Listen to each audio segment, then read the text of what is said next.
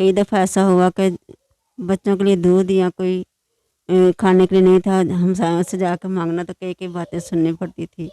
और थोड़ा बहुत जब मिल जाता था वो मैं नहीं खाती थी, बच्चों को दे देती थी। कई दफ़ा मैं खुद भूखी सोई हूँ, बहुत मुश्किलें देखी हैं मैंने। ज़ाहिर है वो मेरे पास आएंगे तो उनको पैसे लगाने पड़ेंगे, तो मेरा अपना फ़ोन होके भी मेरे से दूर है। हाँ जी, मेरी ख्वाहिश थी कि मैं उम्रा करूँगी, मगर मैंने ये सोचा था कि चलो बच्चे बड़े हो जाएंगे तो इनकी शादी वगैरह करूँगी तो फ़ारिग हो जाऊँगी तो उम्रे पे चली जाऊँगी, मगर ये ख्वाहिश मेरे दिल में ही रह गई है। तो अब तो हालात ही ऐसे हैं कि ऐसा मैं सोच भी नहीं सकती हूँ, मगर मेरे दिल में ख्वाहिश ज़रूर है कि मैं उम्रा करूँ। अस्सलाम वालेकुम नाजरीन, आप देख रहे हैं हमारा यूट्यूब चैनल और मैं हूं आपका मेज़बान अब्दुल रहमान हामी। दोस्तों, ये वो दिन है बरकतों वाले कि जिस लोगों के वीज़े लगवा रहे हैं, लोग अपनी दरख्वास्तें दायर कर रहे हैं कि हमने अल्लाह का घर देखने जाना है, हमने मदीना जाना है और हमें कोई ना कोई तो हो, कोई तो ऐसा इंसान मिले जो हमें अल्लाह का घर दिखा दे। बहुत से लोग, बहुत सी माएँ, बहुत सी ऐसी हमारी माएँ बहनें जो हैं ये ख्वाहिश रखती हैं, ये ख्वाहिश करती हैं कि हम भी अल्लाह का घर देख सकें, लेकिन उनकी ख्वाहिशात क्यों पूरी नहीं हो पाती? या तो उनकी औलाद नहीं होती, या अगर औलाद होती है तो वो इस काबिल नहीं होती, वो फर्मा बरदार नहीं निकलती कि अपने वालिदैन का सहारा बन सके या अपने वालिदैन की उन ख्वाहिशात को पूरा कर सके। हमारे साथ आज हमारी एक माँ मौजूद हैं जिनकी एक ख्वाहिश है कि वो भी मदीना जाएं, अल्लाह का घर देखें, वो भी ज़ियारतें करें। हमारी इस माँ की बहुत सी मुश्किलात में इस वक्त जो घिरी हुई हैं, बहुत से मसाइब हैं, बहुत सी परेशानियां हैं, बहुत सी तकालीफ से गुजर कर यहाँ तक पहुँची हैं। औलाद है लेकिन वो फर्मा बरदार नहीं निकली। आइए इनसे तमाम तर मामलात पे बात करते हैं, गुफ्तगू करते हैं कि इनको क्या परेशानियां हैं, क्या मामलात हैं। अस्सलाम वालेकुम माँ जी। वालेकुम सलाम। कैसी हैं आप? शुक्र अल्लाह का, ठीक हूँ। अल्लाह ताला आपकी जो परेशानियां दूर करे। माँ जी, मुझे ये बताएं कि आपके शोहर को इस दुनिया से कूच किए कितना अरसा बीत गया? तकरीबन 20-25 साल हो गए हैं। तो 2 बेटे हैं। तो जब ये छोटे थे तो मैंने बहुत मुश्किलों से इनको पाला, लोगों के घरों में काम करके, बर्तन मांजे हैं, सफाइयाँ की हैं, कपड़े धोए हैं। तो जब ये बड़े हो गए हैं, मैंने इनकी शादियाँ भी की हैं, तो मेरे नसीबों में इनका सुख नहीं है, क्योंकि ये अपनी अपनी फैमिली के साथ चले गए हैं। तो मैं बिल्कुल तन्हा रह गई हूँ, तो बहुत मुश्किल में हूँ इस वक्त।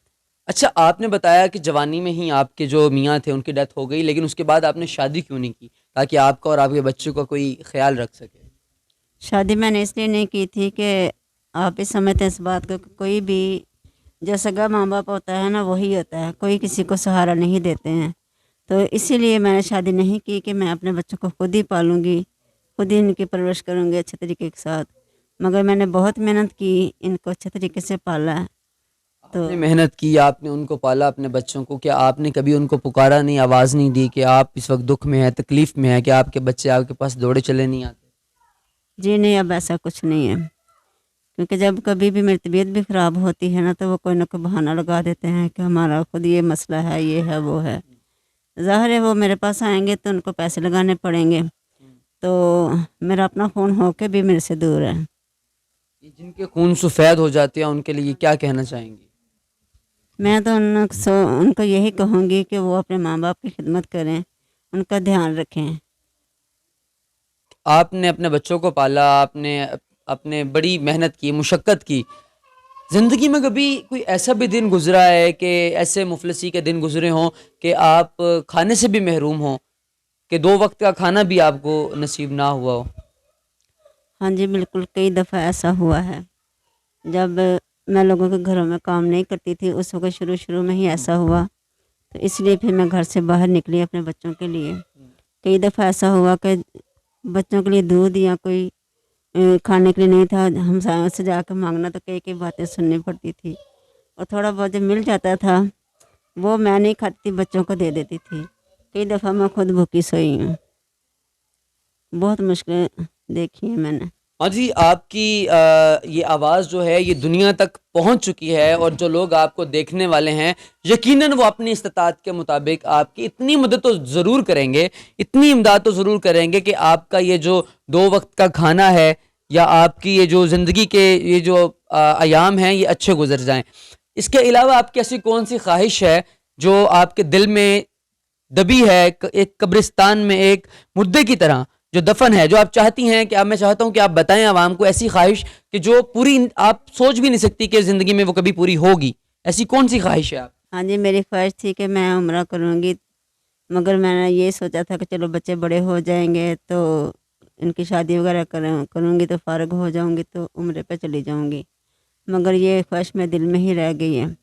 تو اب تو حالات ہی ایسے ہیں کہ ایسا میں سوچ بھی نہیں سکتی ہوں، مگر میرے دل میں خواہش ضرور ہے کہ میں عمرہ کروں. بہت شکریہ. قال رسول اللہ صلی اللہ علیہ وآلہ وسلم انما الاعمال بالنیات، کہ آپ صلی اللہ علیہ وآلہ وسلم نے فرمایا کہ اعمال کا دار و مدار نیتوں پر ہے.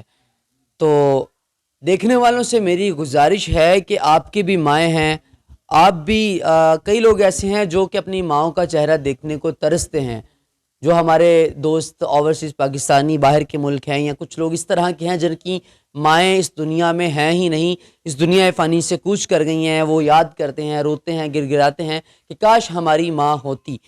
تو ان کو بتاتا چلوں کہ ایسی بہت سی مائیں اس وقت ہیں یہاں پر اس دنیا میں جن کا آپ سہارا بن سکتے ہیں. اولڈ ہوم بڑے پڑے ہیں یہاں پر پورے پاکستان میں، جہاں پر وہ سفید خون، وہ گھٹیا لوگ، وہ اولادیں، وہ جو نافرمان اولادیں ہیں جو اپنے والدین کو بڑھاپے میں ان کا سہارا بننے کی بجائے ان کو گھروں سے دھکے مار کر نکال دیتے ہیں یا کہیں باہر چھوڑ آتے ہیں. تو میری آپ اچھے لوگوں سے گزارش ہے کہ خدا کے لیے اپنی استطاعت کے مطابق جو ہے اپنے آس پاس دیکھیں کہ کون ہے آس پاس جن کی مدد کی جا سکتی ہے.